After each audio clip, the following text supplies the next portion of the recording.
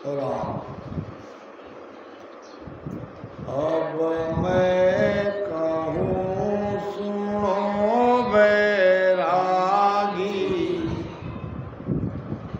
औरत आप वो कीजे,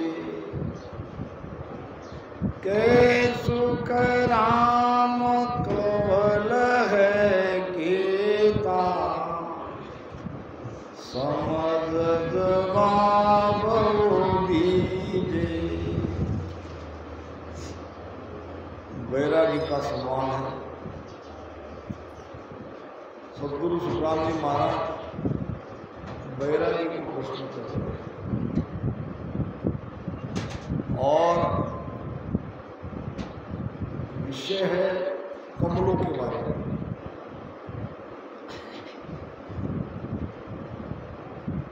राजयोग की भक्ति करने वाले जो हम पिछम के ध्यानी हैं, हमें 12 कमलों का छेदन करना पड़ता है। कंठ, हृदय, मध्य, सभी को मालूम है, नाभि, ब्रह्मा, विद्या। पूर्व के ये 6 और पीछम के 6।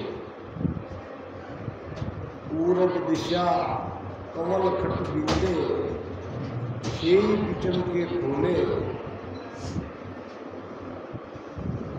इस प्रकार जो 12 कमल का छेदन करता है, उनके मुख से अनुभव वचन निकलते हैं, अनबे वायक बोले। अब पीछम के 6 कमल कौन से हैं? किसी को पता हो तो थोड़ा बताओ। तो हो गए। पीछम का पहला कमल है शेष कमल, 5 पाकली का शेष कमल ये पीछम का पहला कमल है। पीछम का दूसरा कमल है बंकनाल, रीढ़ की हड्डी। रीढ़ की हड्डी के अंदर से सुषुम्ना नाड़ी के द्वारा इन सभी गांठों को खोलना। तीसरा कमल है मेरु, यमराज का स्थान। पीछम का चौथा कमल यानी 10वां कमल है त्रिपुटी। 11वां कमल है सहस्त्रदल कमल और 12वां है अनंत पाटली का कमल। कहीं कहीं रामदारा में जाकर देखता हूँ, एक चित्र बनाया रहता है मनुष्य का, आकृति का ध्यान, और उसमें शिव ब्रह्म, चिदानंद ब्रह्म, पार ब्रह्म को कमलों के स्थान पर बताया है। यानी 12 कमल में उनको जोड़ा है। वास्तव में ये वाणी से जुड़ता नहीं।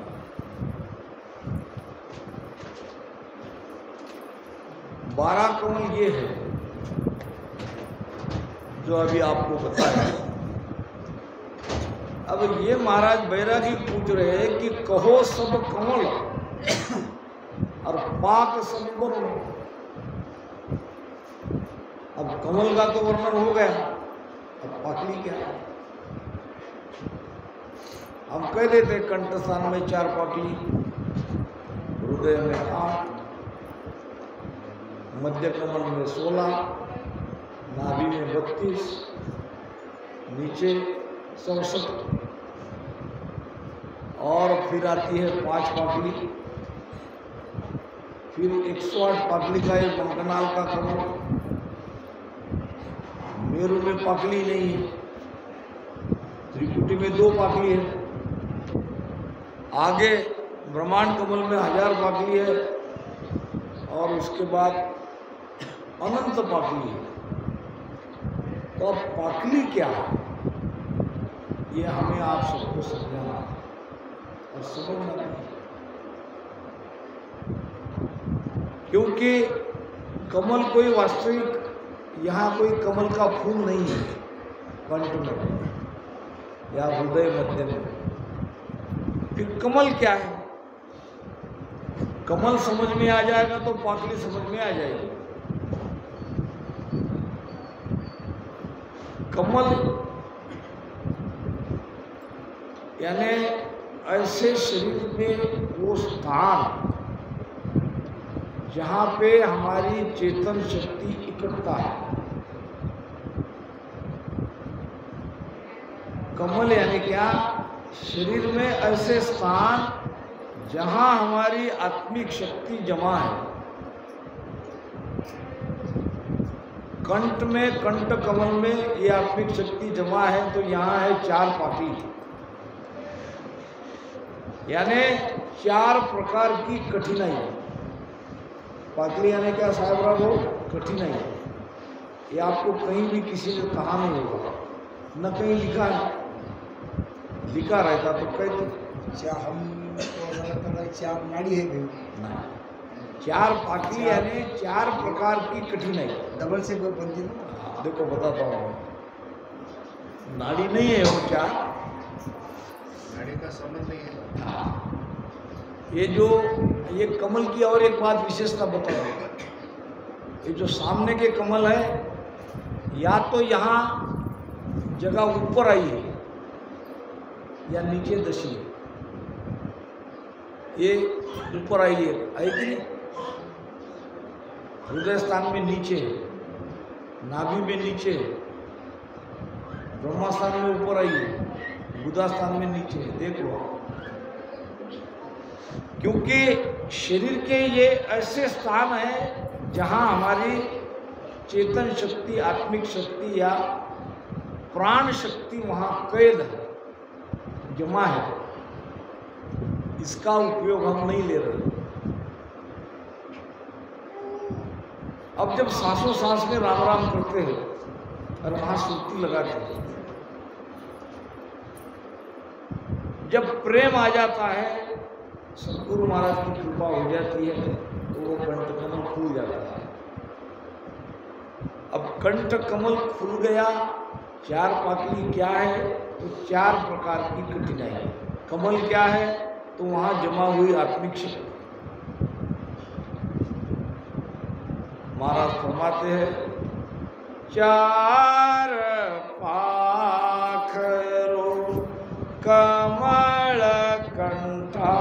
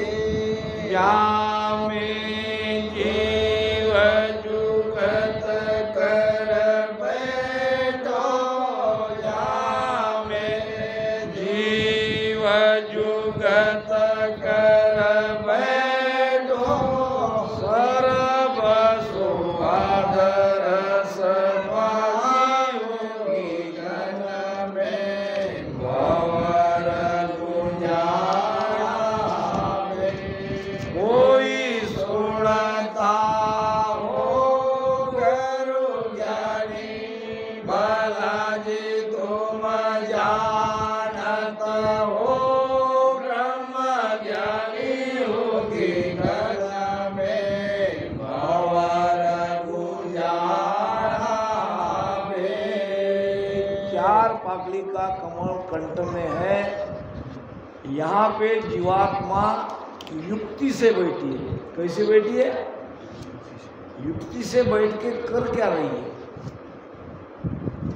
आँख से देख रही है, यहीं से आँख से, कान से सुन रही है, रसना से स्वाद ले रही है और नाक से गंध ले रही है।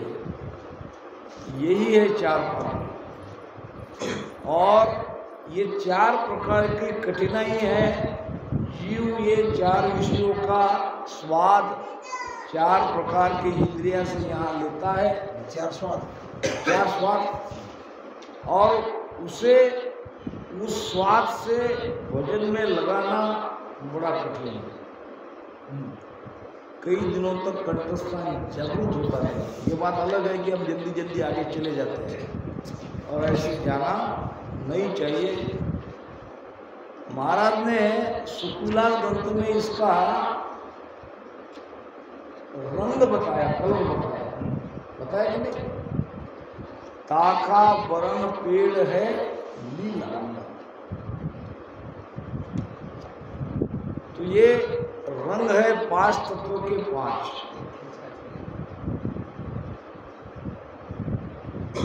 तो इस प्रकार से ये जीव यहाँ 4 प्रकार का स्वाद ले रहा है। यही 4 प्रकार की कठिनाई है। दूसरा कवल आता है हृदय कवल। हृदय कवल में मन बैठा है, ये मन का घर है और हृदय स्थान पर मन 8 दिशा में भटकता है, ऐसे घूमते रहता है 8 दिशा में। आप कभी खेड़ापा जाओगे तो वहाँ संत रामदास जी महाराज की वाणी में इन 8 कवलों का वर्णन है। कबीर साहब की वाणी में इन 8 कवलों का वर्णन है। जब हमारा मन पूर्व जाता है तो पूर्व दिशा का जो गुण है, जो स्वभाव है, वो हमारे अंदर आ जाता है। अब इतना डिटेल में तो मैं नहीं बता सकता, क्योंकि वो साथ अगर रहती तो वो बताने में आसान हो जाता। फिर भी बताता हूँ। कभी हमें एकाएक आनंद आता है, तब समझ लो कि मन उस दिशा में है, इसलिए आनंद आ रहा है। कभी भूख यानी खाने की इच्छा होती है, तब समझ लेना कि मन आपका उस दिशा में है, जो दिशा में ये स्वभाव हमारा बनता है। कभी भोग विलास की इच्छा होती है, तो वो दिशा का प्रभाव है। कभी मृत्यु यानी आत्महत्या करने का भाव आ जाता है। हम देखते हैं संसार में कई लोग मरते हैं। समझ लो कि मन उसका हृदय स्थान से उस दिशा में चला गया, वो भाव उनका बन गया और तुरंत निर्णय लेके वो खत्म हो गया। तो कभी बहुत आनंद आता है, कभी बहुत दुखी हो जाता है। तो ये 8 प्रकार के 8 दिशा के मन के स्वभाव में परिवर्तन होते रहता है और इस मन को 8 दिशा से हटाना और राम भजन में लगाना ये बड़ा कठिन है। यही 8 पाटली है, यही 8 प्रकार की पाटली है। ऐसे आगे 16 पाटली का कमल है। अब इसके बारे में तो कहीं कुछ पढ़ने में सुनने में नहीं आया, आगे पीछे आ जाएगा। मगर नीचे जो 32 पाटली का कमल है, ये 32 पाटली का कमल नाभि में है। वहाँ कौन बैठे? वहाँ के देवता भगवान विष्णु। भगवान विष्णु करते क्या है, उनका कार्य क्या है? पालन पोषण करते। अब देखो भगवान विष्णु कैसे पालन पोषण करते हैं। नाभि में है समान वायु, 5 वायु में नाभि में है समान वायु। नीचे है गुदा पे अपान वायु, यहाँ है प्राण वायु हृदय में, और यहाँ है उदान वायु, और व्यान वायु सारे शरीर में व्यापक है। अब जब हम भोजन करते हैं और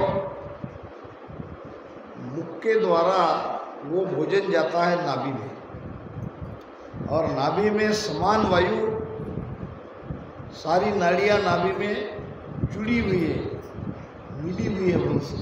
तो समान वायु इस नाड़ियों के द्वारा सारे शरीर का वो पोषण करता है। भगवान विष्णु इस प्रकार से इस सृष्टि का, अपने आप में एक मनुष्य शरीर एक सृष्टि है, इसमें भी ब्रह्मांड है, इसमें भी मृत्युलोक है, स्वर्गलोक है, पाताल लोक है, सब इसमें है। शरीर के बाहर कुछ नहीं है। तो इस प्रकार से इस सृष्टि का भरण पोषण भगवान विष्णु यानी समान वायु नसों के द्वारा, नाड़ियों के द्वारा करते हैं। अब विशेष बात है, हमारे दांत कितने हैं? दांत कितने हैं हमारे? 32 दांत। कितने पागली का कमल है ये? 32 पागली। ये दांतों की नाड़ियाँ 32 नाड़ियाँ मिली हुई है, जिनके द्वारा भोजन जो करते हैं वो अन्न रस इस 32 नाड़ियों के द्वारा नाभि में आता है। इसलिए इसको कहा है 32 पागली का कमल। फिर आगे 6 पागली का ब्रह्मा और 4 पागली का गदा, दोनों कमल जोड़े से 6 और 4 64। संत मोहनदास जी महाराज बताते थे इस कमलों के बारे में। तो यही सवाल बैरागी को महाराज पूछ रहे हैं कि अब मैं कहूँ सुनो बैरागी, अर्थ आप लोग कीजिए।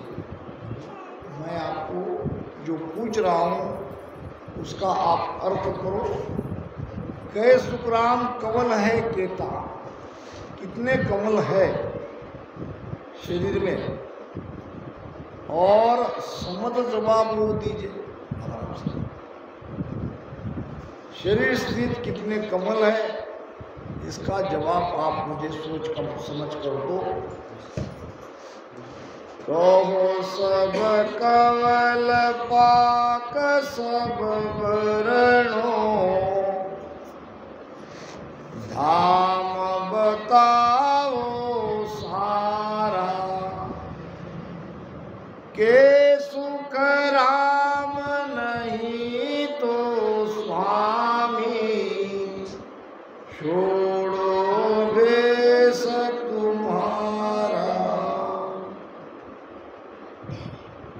उस जमाने में अगर कोई भेष लेता है तो उसे पहुंचा हुआ संत समझा जाता था। जैसे कि ये बैरागी गुरु महाराज के बिराई गांव में आए, उनसे चर्चा हुई। अब महाराज उनको पूछ रहे हैं कि कमल तो कहो उसकी पांखली कहो। पांखली यानी क्या? कठिनाई। इतनी कठिनाई होती है, जितनी कंठस्थान को खोलने में आपको कठिनाई हुई, उससे दुगनी कठिनाई आपको हृदय स्थान को खोलने में लगती है। ये हृदय स्थान को खोलने में जितना समय आपने लिया या आपका वजन हुआ, उससे दुगना वजन आपको मध्य स्थान, मध्य कमल खोलने के लिए उतना वजन करना पड़ेगा। मध्य कमल में जितना वजन किया उससे दुगना वजन नाभि कमल में करना पड़ेगा, तब वो पाखली खुलेगी। यानी दुगनी कठिनाई है, नीचे और दुगनी है। ये बंकनाल में ये भी 128 पाखली का कमल है। यानी ब्रह्मा गुदा स्थान पार करने में आपने जितना वजन किया उससे दुगना वजन आपको बंकनाल कमल खोलने के लिए करना पड़ेगा। और मेरु में पाखली नहीं बताई, इसका मतलब वहां कठिनाई नहीं क्या? वहां भी कठिनाई है। धाम बताओ सारा, यानी कमल कहाँ कहाँ है शरीर में, इसका स्थान बताओ। धाम यानी स्थान। राम। और अगर आप नहीं बता सकते हो तो क्या कहा महाराज ने? कै सुखराम नहीं तो स्वामी, छोड़ो भेष तुम्हारा। ये भेष मत पहनो। अगर आप ये कमलों के बारे में, पाखलियों के बारे में नहीं जानते हो, शरीर में वो कहाँ कहाँ पर ये नहीं बता सकते हो, तो आप भेष को हटा दो। एक कोई हंस हंसनी का जोड़ा था, और दोनों पति पत्नी अपने बच्चों के लिए भोजन की कोई साधन जुटा रहे। इतने में वहां से रास्ते से गए एक संत। अब संत हो या मनुष्य, पक्षी का स्वभाव है, मनुष्य नजदीक से जाता है तो उड़ जाते हैं, चाहे उस मनुष्य का भाव कुछ भी हो, स्वभाव था वो मनुष्य को देख के उड़ जाते हैं। मगर अभी आने वाला जो था ये कोई साधारण मनुष्य नहीं था, ये तो एक भेषधारी महात्मा थे। दोनों पति पत्नी ने अपने इशारे में क्या, ये तो महात्मा जी, इनसे क्या डरना, संत तो परोपकारी है, वो हमें कोई तकलीफ नहीं देगा। इस प्रकार से संत की ओर नजरअंदाज करके अपने काम में लग गए।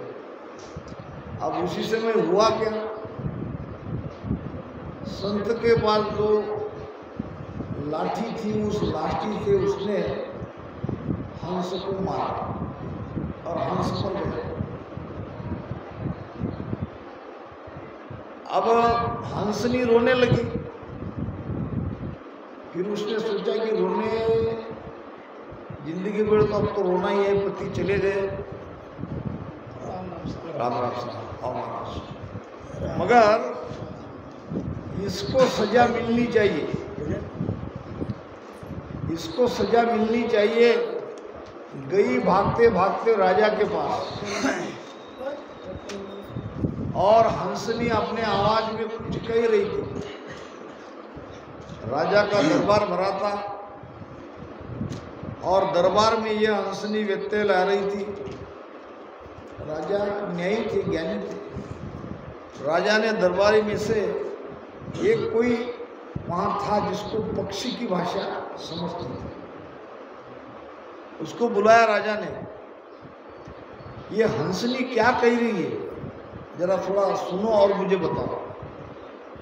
सुनने के बाद उसने कहा, यह हंसनी कह रही है कि मेरे पति को, निरपराध पति को एक महात्मा ने लाठी से मार डाला, और वो ये कह रही है कि वो अभी गए नहीं है, अभी थोड़ी दूर गए हैं यहाँ से, घटना को कोई ज़्यादा समय नहीं हुआ।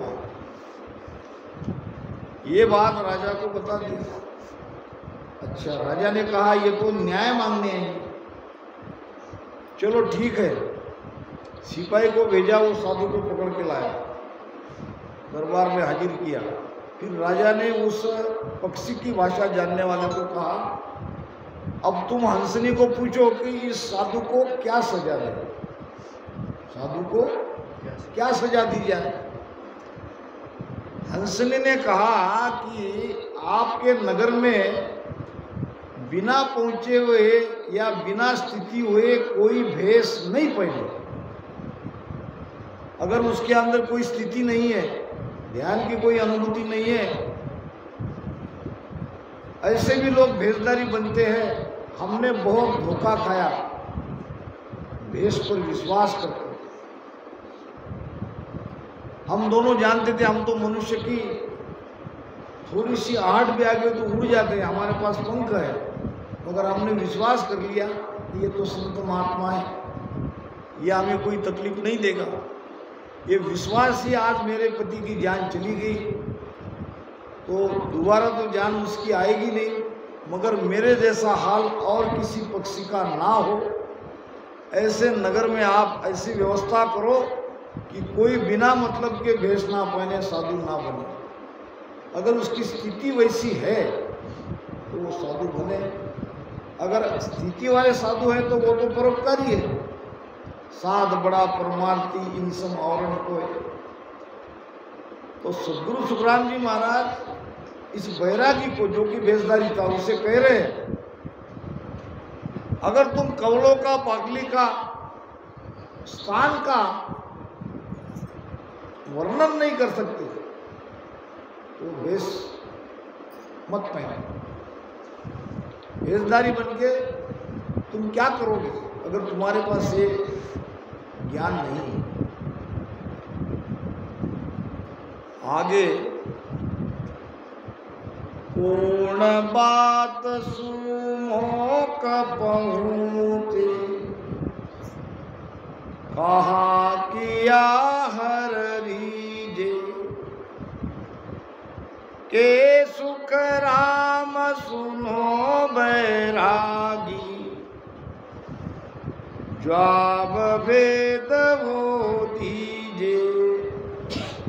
अब प्रश्न क्या आ रहा है? हे बैरागी, मुझे आपसे ये जवाब सुनना है कि कौन बात सु मोक्ष पहुंचे। मोक्ष यानी क्या? हमारी समझ ऐसी हो गई है, धारणा ऐसी हो गई है, 10वें द्वार के 12 कमल का छेदन कर लिया तो मोक्ष में चले गए। फिर भी मोक्ष की परिभाषा तो जैसे की तैसी रही। ये बिल्कुल ठीक है, 12 कमल छेदन करने के बाद जन्म मरण से वो रहित हो जाएगा, दोबारा वापस नहीं आएगा। मोक्ष की परिभाषा है बंधन से मुक्त हो जाना। मैं हमेशा कहता हूँ किसी को पूछने की आवश्यकता नहीं है, शब्द कहाँ है, भजन कहाँ है, श्रुति कहाँ लग रही है, आपकी हालत क्या है, आपकी स्थिति क्या है। आप अभी यहाँ बंधन में हो तो अभी आप पहुंचे नहीं हो। हाँ, आगे पीछे पहुंच जाओ। कोई चीज आपको रोक रही है कहीं भी आने जाने में, कोई बाधा आ रही है तो आप बंधन में हो, क्योंकि कोई शक्ति आपको रोक रही है। वो परिवार की हो सकती है, वो कुटुंब की हो सकती है, वो धन की हो सकती है, वो पद की हो सकती है। ऐसे कई प्रकार के विषय हो सकते हैं जो हमें बाध्य करते हैं रुकने के लिए। साधु तो पक्षी के जैसा उड़ने वाला है, वहां पहुंचने पर तो ये स्थिति हो जाती है कि पाखा परा बिना पंखी देखिया, नेण बेण कछुनाई, आटो पोर 32 घड़िया, उड़े गिगन गन। थोड़ा आपको और विस्तृत में बता दूं। पक्षी उड़ता है ऐसे, आपने देखा क्या उसकी बरारी? कभी देख लेना। ऐसे ऐसे ऐसे ऐसे उड़ने के बाद फिर क्या होता है? स्थिर। आकाश में जाके उड़ने का आनंद लेता है स्थिर होकर। फिर वो नीचे फड़फड़ करने के लिए क्यों आएगा? ऊंचाई तक जाने के लिए जो ऊर्जा चाहिए उसने दोनों फंक्शन ले ली, और लेने के बाद आनंद लेता है, उड़ता है। न कोई उसे रोक सकता है, न टोक सकता है, न वो किसी के बंधन में है। बंधन मुक्त होने का नाम मोक्ष है। इस प्रकार से ये जीवात्मा जो त्रिगुणी माया के बंधन में है, जो मन के बंधन में, बाजीगर का बांदरा, यूं यूं मन के हाथ। ये जीव किसके हाथ में है? मन के हाथ में। अगर ऐसा नहीं है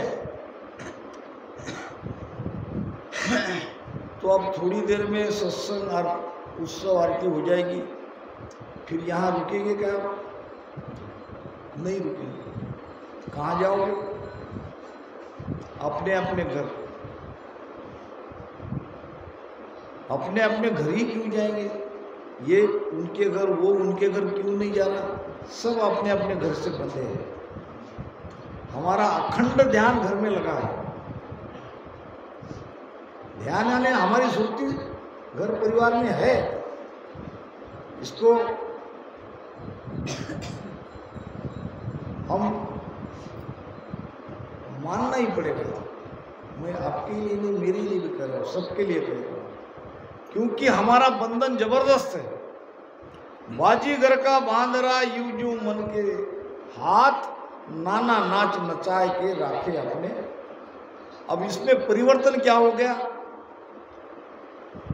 हम कुछ समय तक इस मन रूपी काल से अलग हो सकते हैं, घंटे 2 घंटे 3 घंटे 4 घंटे जब आप ध्यान करते हैं या आरती उत्सव करते हैं, तब कितना भी कोई बहुत महत्व का काम क्यों ना आ जाए, उतनी देर के लिए तो हमने उसको रोक लिया है।